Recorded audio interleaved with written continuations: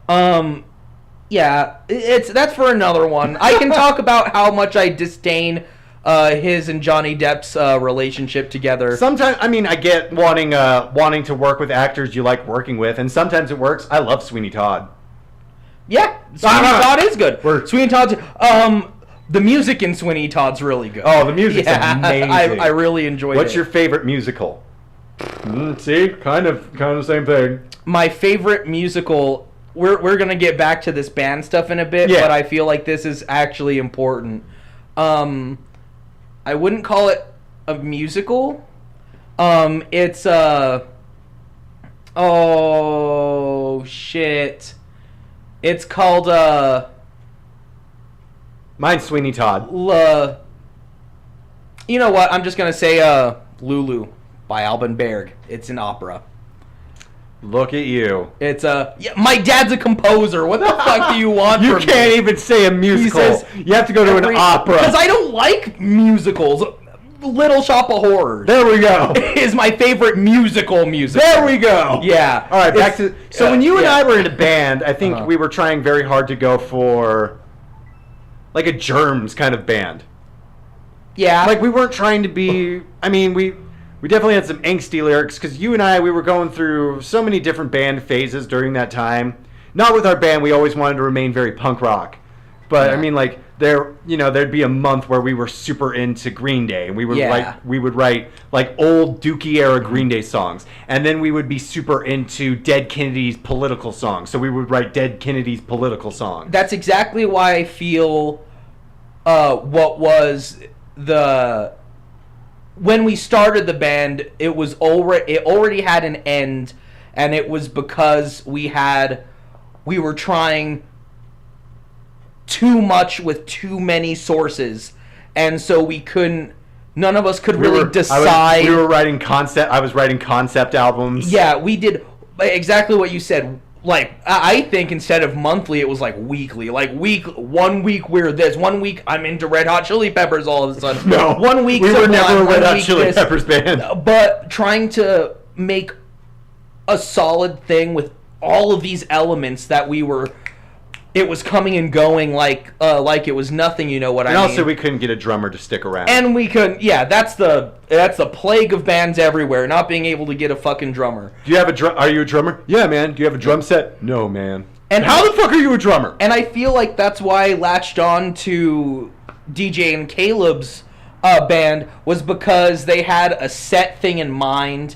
where we were like it was a lark for us, you know what I mean? Yeah. We were kind of like, oh, and we'll be this and that and this thing, and we'll have these things and whatever. However, that isn't to say as I progressed later on in life and practiced more, making a solid thing out of a lot of stuff became far more tangible than when we were 13 and 14. Yeah. Kind of... We were kids. Yeah, finding our way in our musical taste. It's exactly like that South Park episode where they're making their band. Where they're making, Moop?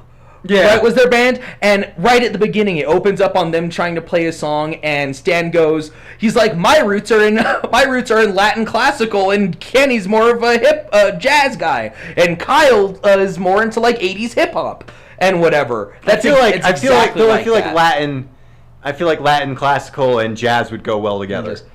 Well, yeah, bossa nova. Yeah. Yeah. Well, I mean, because even though we wanted to be a lot of things, like the songs we were doing were punk. Mm-hmm. Yeah. So, absolutely. I mean, we had there were ideas, but every song I wrote was like 4/4 time punk rock stuff, because I'm like, well, I have to play bass and sing, so I need to remember what the fuck I'm doing. And that's exactly why I agree with you that it probably would have ended up sounding a lot like the Germs.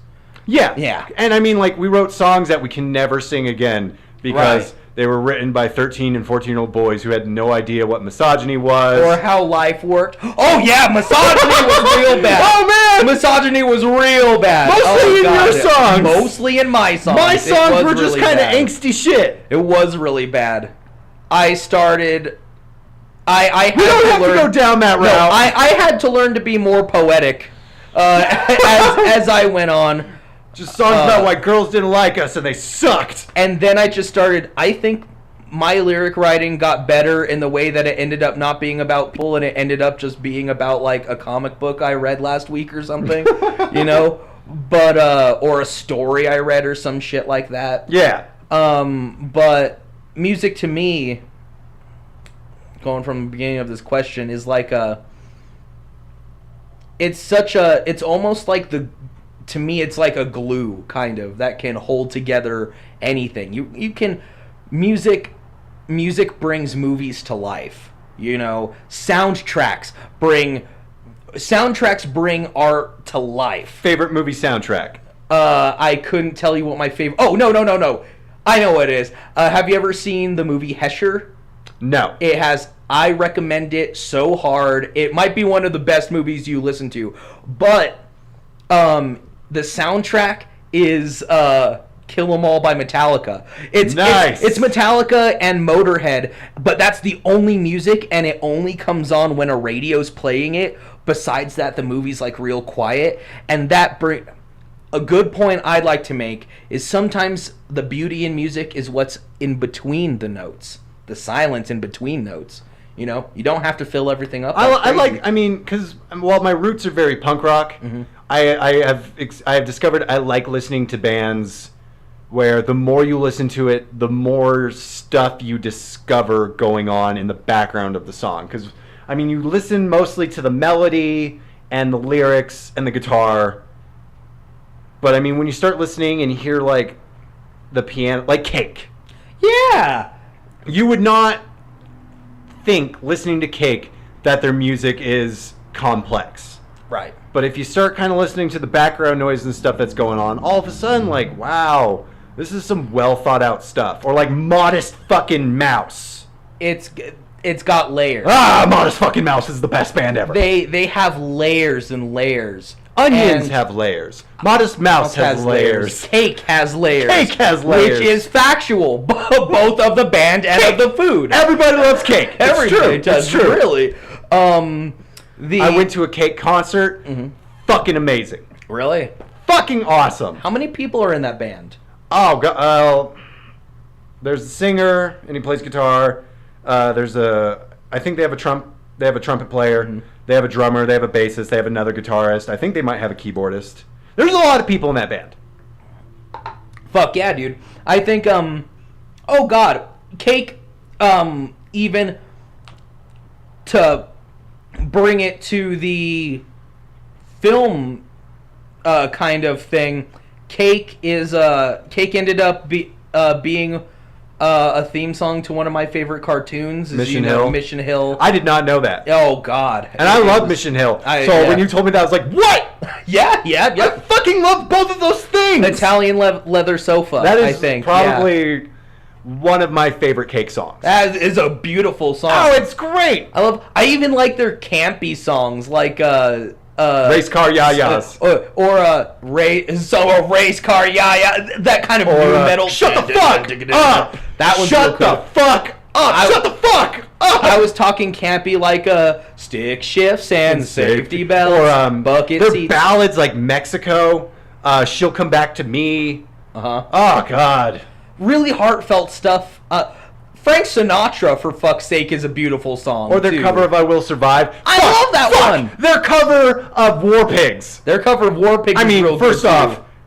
War Pigs is an amazing song. Yeah. So if you're covering it, it's instantly like, well, I love this song regardless. So okay, I'm excited because War Pigs is probably Black Sabbath's best song. Mm-hmm. I like Wizard. Or New Leaf. Oh, Sweet Leaf? Sweet Leaf, yes. I love Sweet Leaf. So I like bringing... People talk about like a stoner metal or like a drone. Would you consider Black Drum Sabbath metal? stoner metal?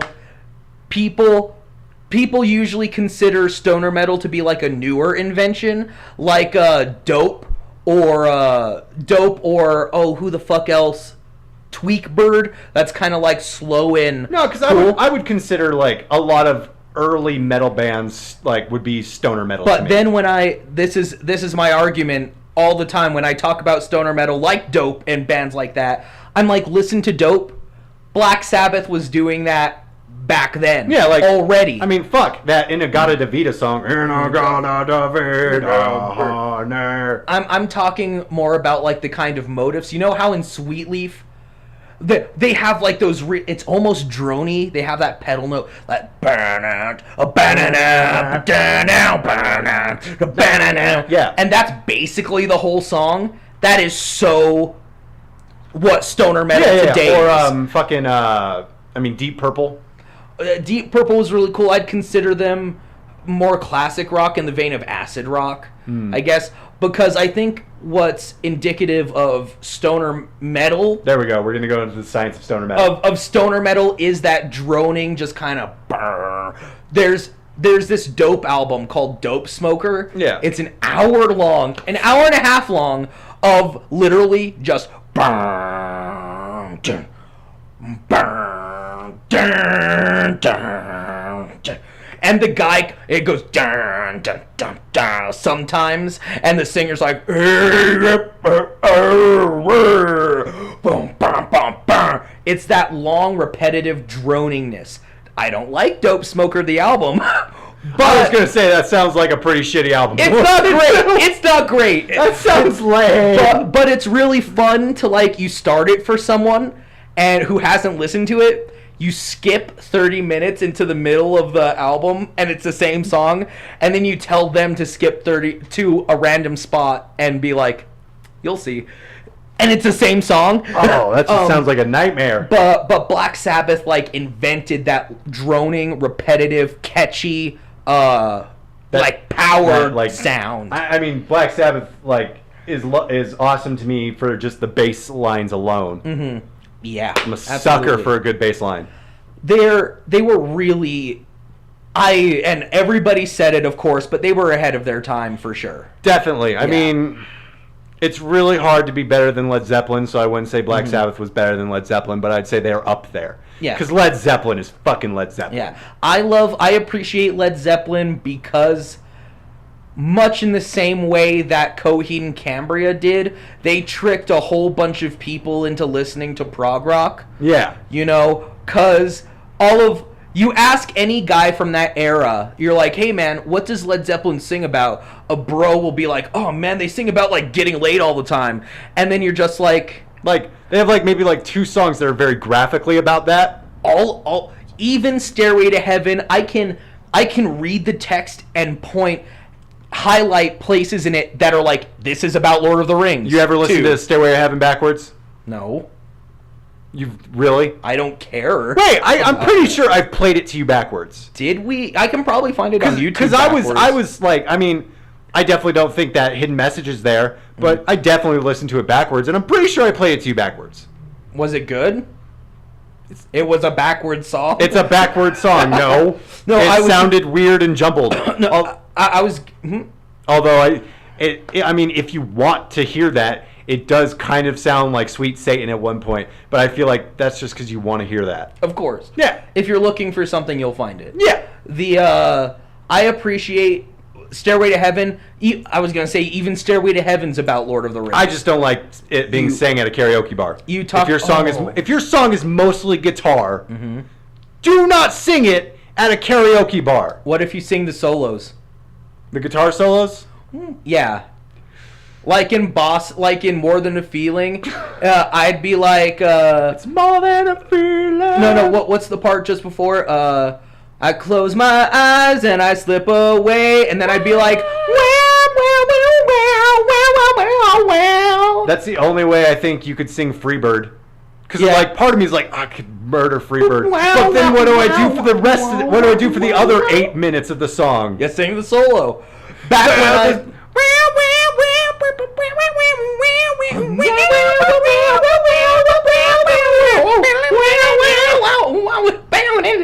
This is the most obnoxious podcast we've recorded. I would do that, dude. We're gonna sing Eruption, ladies and gentlemen. I used to do this sweet rendition of Santeria, because I love playing and singing that song. I feel like it's good practice for singing and playing music at the same time. But I'm not. Written solos for songs that already exist are the bane of my existence. Can't learn them.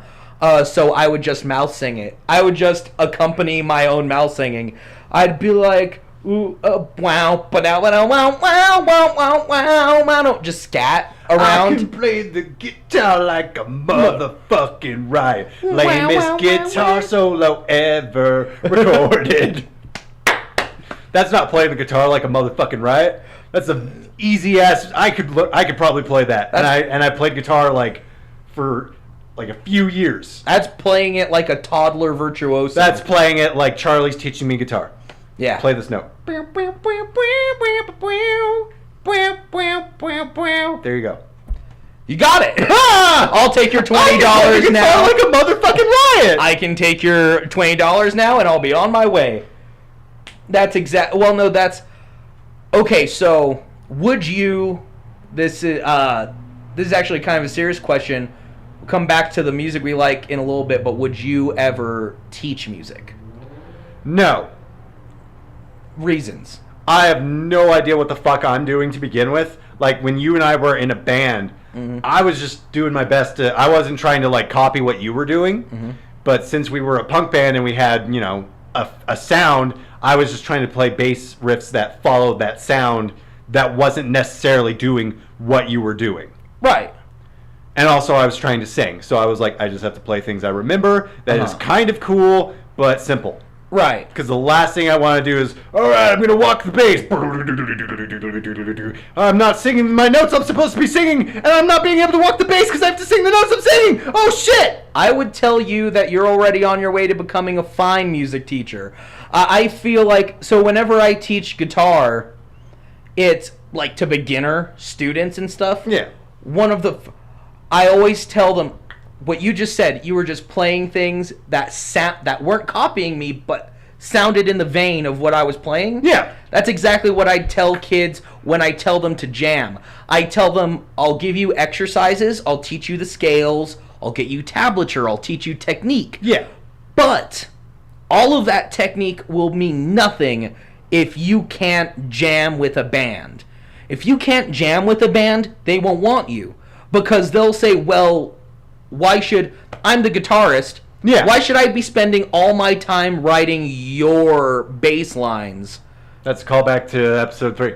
Why would I spend all this time writing your bass lines? A bassist that can jam, that can come in and be like, I know approximately where they are. I know approximately where they are. Stop it! And they'll be able to find it, and they'll be able to improvise. An exercise I tell kids to do all the time is listen to a song you really like. Like I said, I'm a motherfucking sorcerer. Find the song you like, start playing along with it. You'll know which notes are in key, and then once you've eliminated all the notes that aren't in that key, you'll be able to solo over it. Yeah.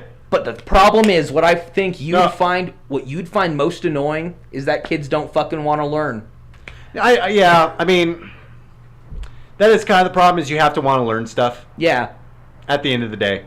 I have a feeling we said these exact words in episode 3, actually. Let's get back to music, man. Is there a band that changed, like, your entire life? That changed my entire life. Like, you were this one way, and then you heard this band, and you were like, fuck that, I'm going to be this new way. The Mars Volta. Yeah? The Mars Volta, for sure. You love that band. Yeah, they're definitely my second favorite band, but they did have a huge impact on my life because my dad's a jazz musician, composer, whatever. Yeah. For my whole life, he spent basically all of his time listening to the shit music I listened to, and then trying to introduce me to good music, and I'd be like, I like Disturbed. Ugh. I like Godsmack. 10,000 fists in the air. And then it was like, I like punk rock. I like metal. I like thrash. Meh. And I'll pay you $10 to talk like that for the rest of your life. And $10, you say? Yeah. Does it have to start right now? Yes. And so then, I don't think I'd be able to keep that up the rest of my life. And then I'll try it for the next 5 minutes because it might hurt my throat. I don't have $10 for you. Oh, well, oh well, whatever. Meh. And so then, fuck it. I'm not gonna. No. That's for voiceover work, not for talking. Damn This it. is Charlie's young brat teenager voice. This is brat teenager Charlie, and I like Pantera and Megadeth, and meh, I hate jazz and classical music. And so so anyway, trying to get me like good music. Yeah. And you know, I've always like really liked Chet Baker a lot, so it's not like jazz was the furthest that I love the Seatbelts. No, I love gotcha. the Cowboy Bebop soundtrack, Ugh. but I never like listened to it. Bebop. I never listened to it like for fun because I didn't get it. One day I'm 18 and my friend Josh. My friend Josh got me into a band that changed my life too. Holy shit! Look at this. So he comes up to me. He's like, Charlie, the Mars Volta. You need to listen to this now. I listened to it, and it was at that moment of my life, it was everything I wanted music to be. It was everything I wanted my music to be. It was psychedelic, chaotic, melodic. It was everything. And I listened to their albums religiously. All of a sudden, after that day, I'm serious, after the day I listened to Mars Volta for the first time, I started listening to Rush. And yes, because finally something about the Mars Volta, about Goliath, the song in particular, something in there triggered something in me that all of a sudden it was like, I get it now. Rush is good because they're talented. Yeah. Yes is good because they're talented. All of a sudden I'm listening to albums, discographies of jazz and classical music, and my dad was finally happy because he could be like, Charlie, he could talk music with me finally. And the Mars Volta definitely helped me in becoming who I am today through music. I mean, Green Day definitely is the band that changed my life. Mm-hmm. Like, it made me interested in art. It made me interested in expressing my emotions, especially. Mm-hmm. I mean, I had a Say Anything phase, but honestly, like, looking back on my Say Anything phase, I wouldn't say it really changed anything about me. Mm-hmm. Actually, probably it made my life a little harder. Yeah. Because if you listen to Say Anything, it's very, very emotional. Yeah. And while that's good, when you yourself are a very emotional person, it's a hat on head. Oh, it's just a recipe for disaster and bad decisions. You like Say Anything? I love Say Anything. We should get together and date forever. Disaster. Dude, that's exactly what like Blink-182's Girl at the Rock show or whatever's about. But so I was in my friend Josh's car and we were driving home and he put in this CD of this band he discovered, and and it was weird. I don't know if you ever listened to Introducing from Foxy Shazam. Yeah, I did. I've listened to like the first two albums. So you listened to the Flamingo Trigger? Yeah, I believe so. I don't think you listened to the Flamingo Trigger. I'll look it up later. Because I'll let you know. It's kind of a hardcore album. Yeah. But it's no, I totally did. Okay. Yeah, I remember that. That's why I liked them. And then when they had their third album that like Cartoon Network put on, Cartoon Network had Foxy Shazam. I know. Oh, I feel like you're about to make my No. Anyway, I'm not. Anyway, so Introducing, it was really good. I enjoyed it a lot. Uh-huh. But when I first heard the song "Oh Lord" off of their third album, their self-titled album, yeah. Oh my God, that song was amazing. That song was impactful on me. And then I listened to the entire album, and I was just left, like, wrecked. Not in a bad way, but just in a, oh my God. This is the greatest album I've ever heard. Foxy Shazam from Foxy Shazam is in fact, the greatest album I've ever heard. It is everything I need in music. It is emotional. It is fun. It is relatable. Especially, like, coming from... I don't want to necessarily say a broken home because that sounds dramatic, but coming from a very uncomfortable childhood, that album alone, like, it just spoke to me. And those words felt like they were being sang to me, about me. and that album saved me from a very, it's dramatic to say that, but that album saved me from a very, very dark time in my life. So while Green Day is the band that got me into art, and Modest Mouse is my favorite band because they're just so good, Foxy Shazam saved my fucking life. And they're broken up! Oh, really? Yes! When did they break up? Years ago! Oh, wow. Their singer has a solo album and it's great! But they're broken up! Yeah, I showed Caleb Bon Iver the other day. He doesn't like it. Well, no, he said it's pretty. Bon Iver is, I feel like you either like him or you don't. Would you compare them to Fleet Foxes at all? Yes, but I would say Fleet Foxes is far more folky, where Bon Iver is kind of folky, but far more experimental in what they do.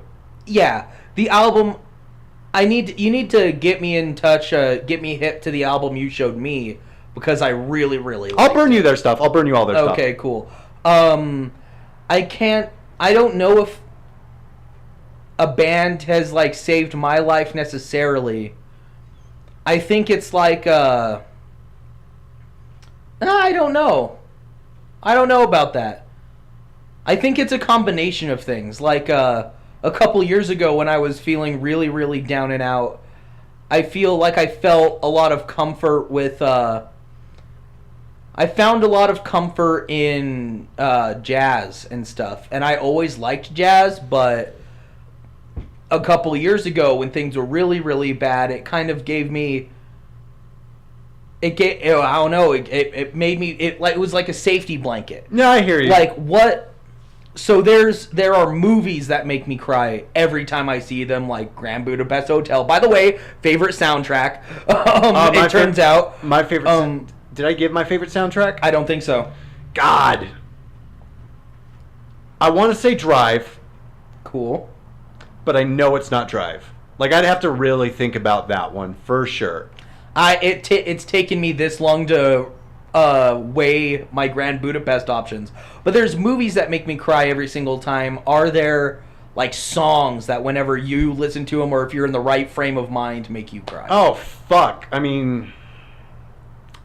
Baby Blue Sedan by Modest Mouse.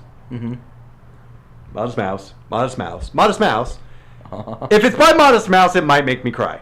Okay, that's fair. But Baby Blue Sedan is definitely one of those songs I think that really, like, it hits hard. Oh Lord.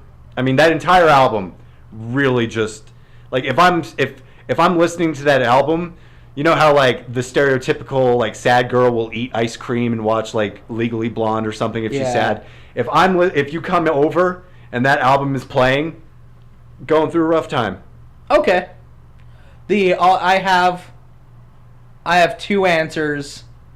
That's "You're Mine You" by Chet Baker, love them, and in particular the soliloquy part of Rush's 2112 when oh shit.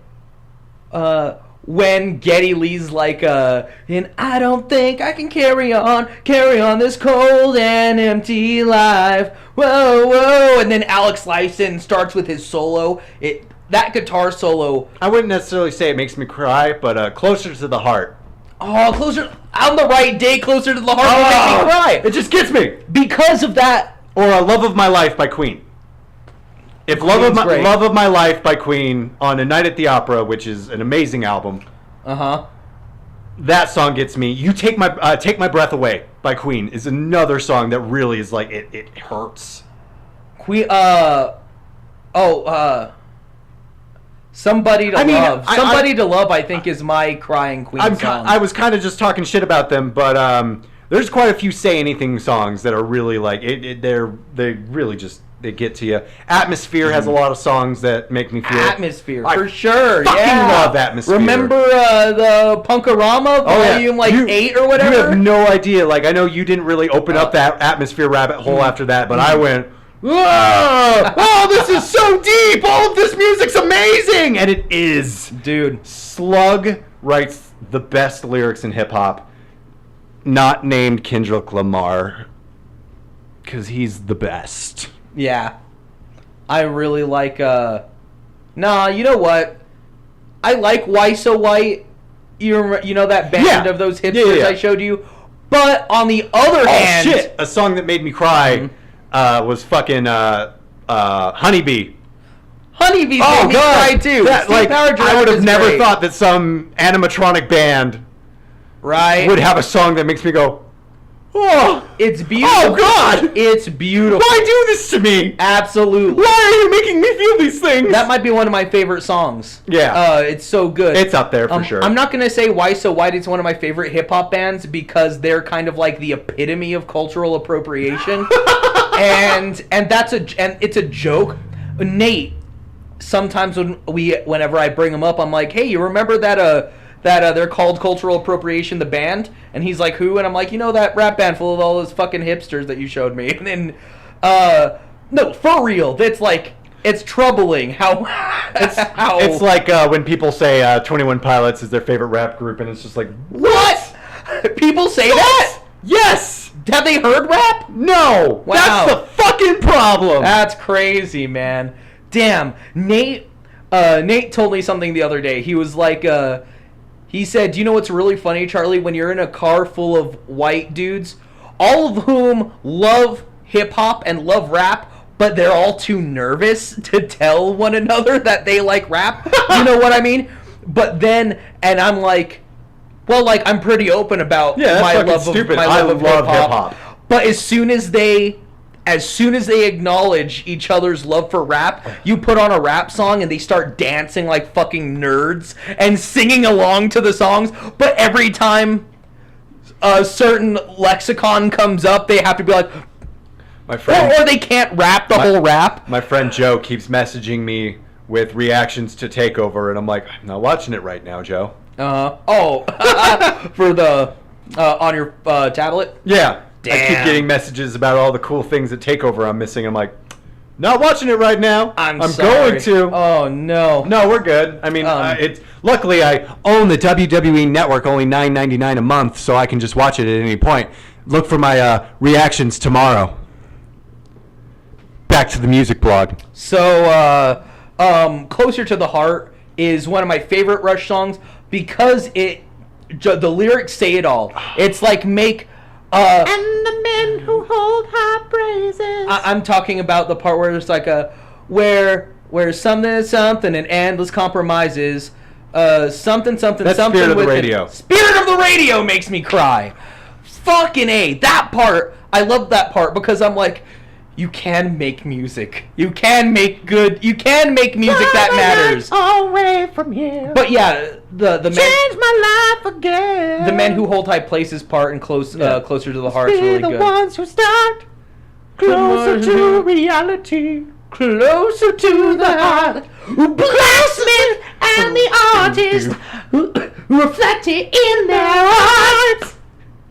They forge the creativity closer to the heart.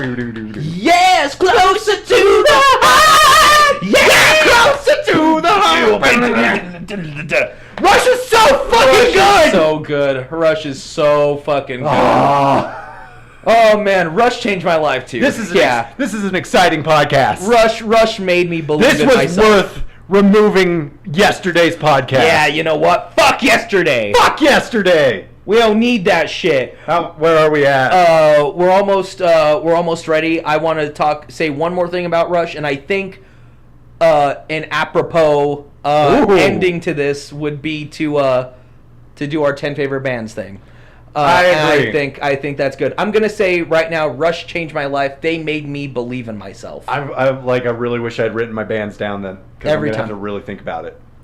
I got them. I think I got mine. Okay. Do you have at least your top 4? Oh, off the top of your head? Off the top of my head, absolutely. Okay, we can exchange at first. What's yours? Number 10. Number 10? Oh fuck. I'd have to say the Decemberists. I like the Decemberists. They are everything that indie folk should be. Yeah. I know a lot of people who don't like the Decemberists are Arcade Fire fans, and I said it, not taking it back. Decemberists wipe Arcade Fire's music with their ass. What songs have Arcade Fire done? You remember the Where the Wild Things Are trailer? Vaguely. See, there you go. But you know Decemberist songs, right? Yeah. There you go. Yeah. Point for the Decemberists. My number 10 might be, and I'm gonna warn y'all. I'm gonna name bands that people would have heard of. You're gonna name bands. Oh yeah, see, that's exactly it. I really like the Seatbelts. Because Yoko, and as far as like artists, composers go, Yoko Kanno, who's the composer for the Seatbelts, favorite ever. Beautiful jazz, beautiful other kinds of. They're an enigma. They can play anything. And a soundtrack to my favorite anime of all time. Number 9. I have to say the Ramones. Mm-hmm. Just because it was so simple. I'm trying to write a script for a movie I'm never going to make where it's like a Yellow Submarine type of movie, but it's for the Ramones. Yeah. And I have this character who goes on this whole rant at the end where he tells the Ramones, you didn't do things because they were cool. You did things, and they were just fucking cool. Yeah. Because that was the Ramones. And I mean, some of their politics were kind of fucked up. Their music wasn't very complex, but if you listen to a Ramones album, you have 22 just fucking awesome 2 to 3 minute songs that are just great. And yeah. I Want to Be Your Boyfriend is one of my favorite. It's one of my favorite like romantic songs of all time. I really like. I like KKK Took My Baby Away. I think that might be one of my favorite ones. It's so catchy. Like Loudmouth is great. Pet Sematary. Do you remember Rock and Roll Radio? Oh yeah! Do you remember Rock and Roll Radio? I love that intro. Yeah. Their live albums I think are far more worth it. I would have loved to go see a Ramones concert. Yeah. My number 9 is The Pillows. Again. I know that band. They're a rock band from Japan. Did the Fully Cooley soundtrack, as you know, but their albums are super good. I like them. They're a good feel-good band. They're kind of a punk band. Yeah, they're definitely number 9 for me. Number 8. Fuck. I'm gonna have to say The Clash. Okay. Again, my roots are punk rock. Of course. So this is going to feature a lot of kind of punkish bands. So The Clash would be my number 8. London Calling is one of the greatest albums I've ever heard. Mm-hmm. If you listen to all the way through it, and that's kind of what I wanted our punk band to be, was kind of like a London Calling-esque Clash band, where we had a lot of different genres all mixed in together into this one album, but it was punk. Right. I'm less of a Clash fan. Are you very familiar with Clash? I've heard a lot of the Clash. Yes, I don't like a lot of it. Well, fuck you. My number 8. Is this the end of Cruelty-Free Podcast? It just it hard cuts to me dead on the floor. You're you have your bloody hockey stick over. Rudy, don't fail, motherfucker! You're breathing real hard. That's a T-shirt. Rudy, don't fail, motherfucker. I'll get right on it. I'll hit New York. I'll hit up New York right now. My number 8 is a band called Soil and Pimp Sessions. Oh man. And they're No. People start recognizing it earlier on in the list. They're a jazz band from Japan and they kind of kick ass. Yeah. They just kick ass. That's all I can say. They really hit hard. Number 7.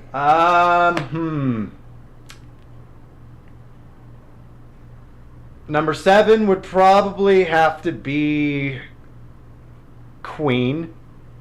I love Queen. Queen is one of the great, I feel like a lot of Queen fans don't really know Queen. Mm-hmm. They know the hits. There's nothing wrong with that. Of course. Queen's hits are amazing. But if you listen to A Day at the Races or A Night at the Opera, you're hearing amazing songs. Mm-hmm. I would be hard pressed to find a casual Queen fan who knows the Prophet song.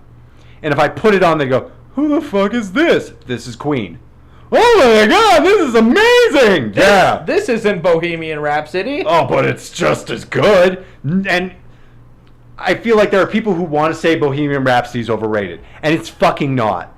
It is as good as people say it is. My number 7 is a band called Ruins. It's one guy, again, Japanese. My first 4 are Japanese bands. Ruins, it's one dude, and he's a noise rock performer. So he's behind the drums, and he plays drums, but he also has, like, tables and keyboards. He makes samples on the fly and then plays drums to them. Nice. And sings in a made-up language.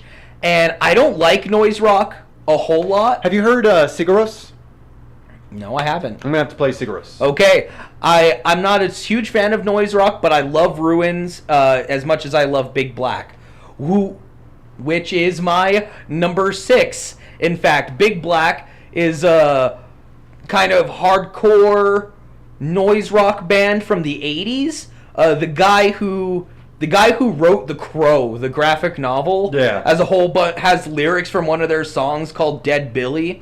But my favorite album of theirs is Hammer Party. And it's everything I love about punk rock, like hardcore punk rock, mixed with like pre-electronic music. And they're fucking awesome.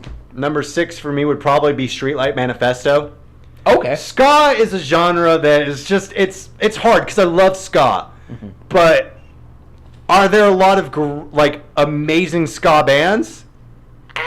It's debatable, but is Real Big Fish a great band? Okay, so this is our opinion on Real Big Fish, it might upset a lot of people. No, I like Real Big Fish. I like them. But it's kind of like Dropkick Murphys to me, where it's like they are a gimmick band? They're not the end-all be-all of ska.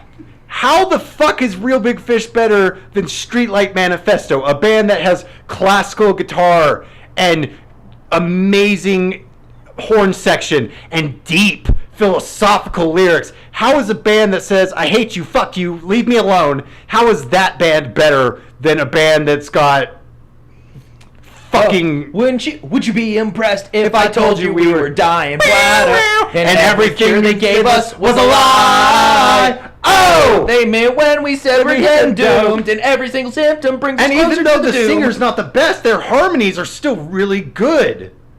I mean, shit. Fucking, God, I know the song name. It's not The Big Sleep. It's not the saddest song either. It's the saddest thing I ever learned was Life That Goes On Without Me. Oh, it was Life Goes On Without Me, and he says, see, we're here with something else. Wake up, everything is gonna be fine. I guarantee that you'll wake in a better place. Better place, better time. Oh my god, that song is fucking amazing! Yeah. Those lyrics are incredible! They are very good. They're hard. Fuck buying flowers for a grave. I'd rather buy you a one-way non-stop to anywhere, find anything, do anything, forget it, start again, love. She said it hurts. She said she won't go because it's too much to stand by. You gotta stop and draw a line. Everyone here has to choose a side tonight. And we have to stop because we might copyright. You're right. Because we sang it so perfectly. Like, as far as ska music goes, Streetlight did it best. I'm going to tell you right now, Streetlight is actually my number 5. My number 6 and my number 5 are always like kind of like interchangeable. Yeah. Streetlight Manifesto. When I saw them, you got me into Streetlight Manifesto. When I saw them with Jake when I was 14. No, you would have been 13 because you got me into them while I was still in the mid-high. Must have been. I saw them live with some other like folk or ska bands, but it was at the Launchpad in town, and they combined Keys Be Nights and Point Counterpoint. Oh god. So like they played the first half of Point Counterpoint, and at the part where, like right at the end, if I could play the song for you right now, I could be like, and that's where they put Keys Be Nights in. Because they put it on like, it says, when I talk about the TikTok live, if I could, I'd never go with the best of Manchester below my nose. Song and song. I had a gun to my... I had a gun. No. Oh God. It's the part that's just before. It's the part that's just before. So I waited by the phone and the phone never rang. And I sang so loud, so I heard when bang. When a bang never came and I never got the call. Fuck it, thank you, I love you all. It's the part right before that bit. It says it's like some kind of lyrics about. Oh, I'll play it for you later. I'll tell you. All right. But anyway, it's so perfect because After I show you Sigaros. Because they go bam, Keysby Nights. They play all of Keysby Nights, and then at the end of Keysby Nights, they go right back into it with. So I waited by the phone, but the phone never rang, and then they finish point counterpoint, and it was like. Amazing! It was. No, it might have been my favorite. They're an incredible. They transcend ska. Mm-hmm. Like ska is a very limiting genre. I feel absolutely, and they transcend it absolutely. And why the fuck would Real Big Fish be better than Streetlight Manifesto? How the fuck does that math work out? Real Big Fish is frat ska. Yeah, it's party boy music, and there's nothing wrong with that. Yeah. I love Real Big Fish. I love partying. But it's like Dropkick Murphys versus Flogging Molly. Flogging Molly wins that fight. Real Big Fish isn't going to make me cry. Yeah. Streetlight Manifesto is going to make me cry. I'm not going to burn a Dropkick Murphys song onto a CD for a girl I like. But I will burn Between a Man and a Woman. Right. I saw Dropkick Murphys live once, and I think it was actually for... No. No. It was just Dropkick Murphys. Guar did it better. So Streetlight Manifesto is your number 5. That's my 5. My number 5 is Atmosphere. Cool. His music just gets me. Yeah. And I know that's a very like conceited thing to say, but I mean he's a Virgo, I'm a Virgo. I just feel a lot of the same stuff he raps about. I hope it's stuff he's gone through because I'm just like, oh man, I wouldn't say I'm a stan for Slug, but I'm a stan for Slug. Number 4, would you say? I would have to say Anything. Okay. I loved them too much to not put them in the top 10. Mm-hmm. I still like a lot of their music. Hebrews was a garbage album. But, Baseball is a Real Boy, In Defense of the Genre, their self-titled CD, and even some of Anarchy, My Dear, is really good stuff. I love Max Bemis. I think Max Bemis was a great songwriter, and I saw them live. It's one of the best live shows I've ever seen.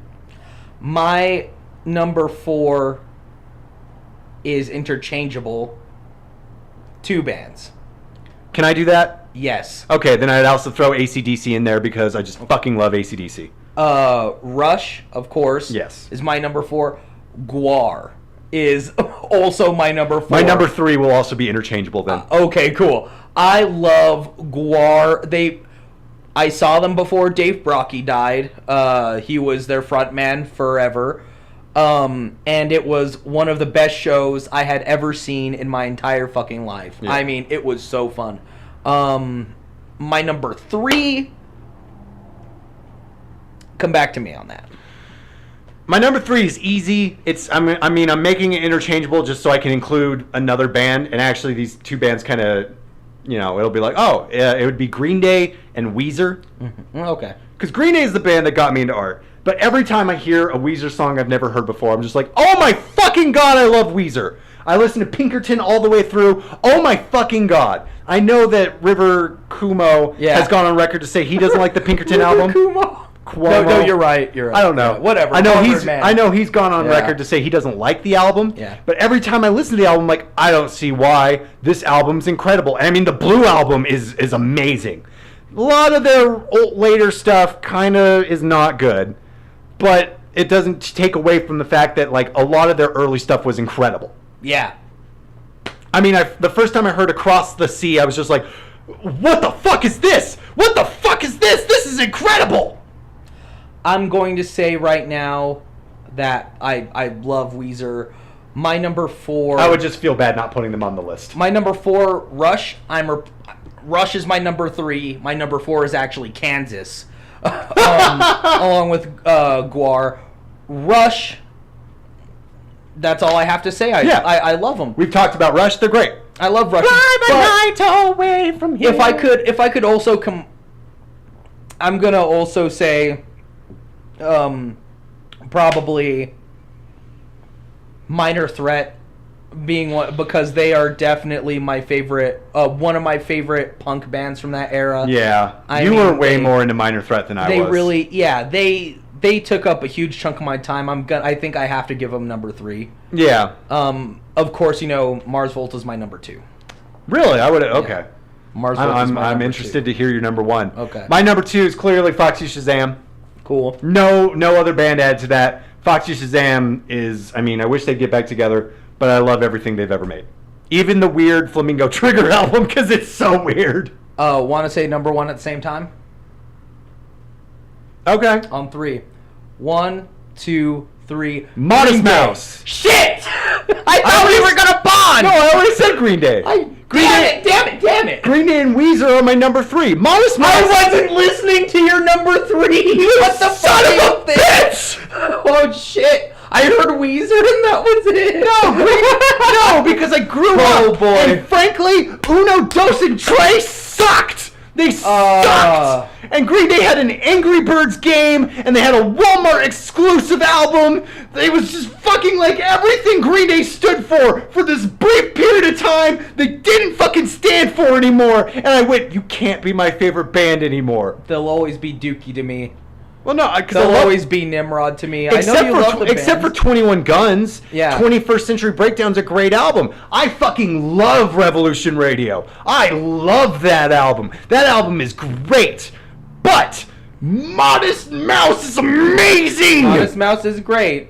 They're amazing. I do like every Star Wars fan does and forget that some things didn't exist at all. No, the prequels happened, and I'm racist against them.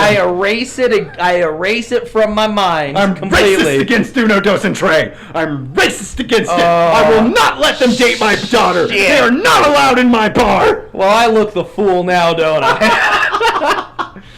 I'm not. You just weren't listening. I wasn't listening. Your first 4 bands were Japanese bands. I listened. Oh, God. Seatbelts, The Pillows, Ruin, some other group. Hey, you got 3 for 4. That's more than I got. You son of a bitch. Well, that brings us to time then. Thank you, everybody. Oh my God! I put my phone down. I hit myself in the balls. Hold on, I'm so sorry. That goes in the podcast. It's karma for not being a good listener. Okay, so anyway, that's the end of. Thank you for listening to the music podcast. I'm Connor. I'm Charlie. Thank you. You guys have a good night. Good night. Check out my wrestling podcast. Wrestling podcast. He's going to be a part of it. Credits roll.